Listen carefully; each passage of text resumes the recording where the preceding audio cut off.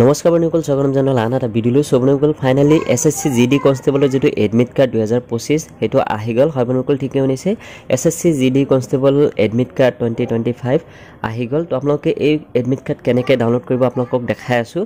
আৰু আপোনালোকক এক্সামটো 4 ফেব্ৰুৱাৰীৰ পৰা অলৰেডি ষ্টাৰ্ট হ'ব। তো আপোনালোকক সকলোখিনি তথ্য জনাই আছোঁ কেনেকুৱা কি আহিছে।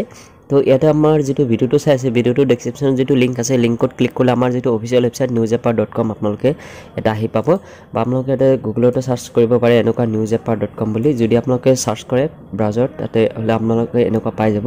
তো এইটো আমাৰ অফিচিয়েল ৱেবছাইট হয়। চ' ইয়াতে আহি আপোনালোকে এনেকুৱা এডমিট কাৰ্ডৰ অপশ্যন দিয়া আছে বাৰু। ইয়াতে আপোনালোকে ৰটো চাব পাৰে। চ' এনেকুৱা কলমবিলাক দিয়া আছে।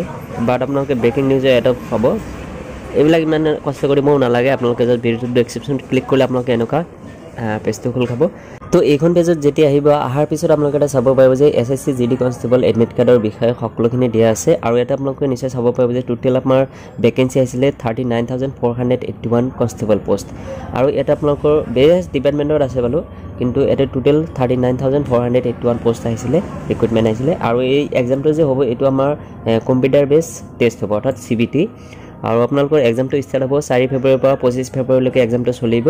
তলফালে যদি স্কুল কৰে ইয়াতে কিছুমান ইম্পৰ্টেণ্ট বস্তু পাব। ইয়াতে আপোনালোকে তলফালে ইয়াতে চাব পাৰিব যে এনেকুৱা নিশ্চয় আপোনালোকে চাই আছে SSC GD constable exam pattern. তো এক্সাম পেটাৰ্ণটো আপোনালোকে এটা আহি চাব পাৰিব।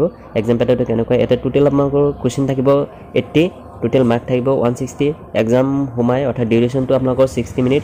আৰু ইয়াতে নেগেটিভ মাৰ্কৰ দিয়া থাকিব। চ' নেগেটিভ মাৰ্কটো ইয়াতে আপোনালোকৰ 0.50 পাৰ ৰং এনচাৰ, অৰ্থাৎ পাৰ কুৱেশ্যনত 0.50 ৰং যদি এনচাৰ দিয়ে কাটা যাব মাৰ্কটো। তাৰপিছত এইফালে যদি তলফালে স্কুল কৰে ইয়াতে আপোনালোকৰ চিলেবাছটো দিয়া আছে, SSC GD constable syllabus for computer based test. So' ইয়াতে আপোনালোকৰ কেনেকুৱা কি চিলেবাছ সেইবিলাক আপোনালোকে এটা আহি পঢ়ি চাব পাৰে।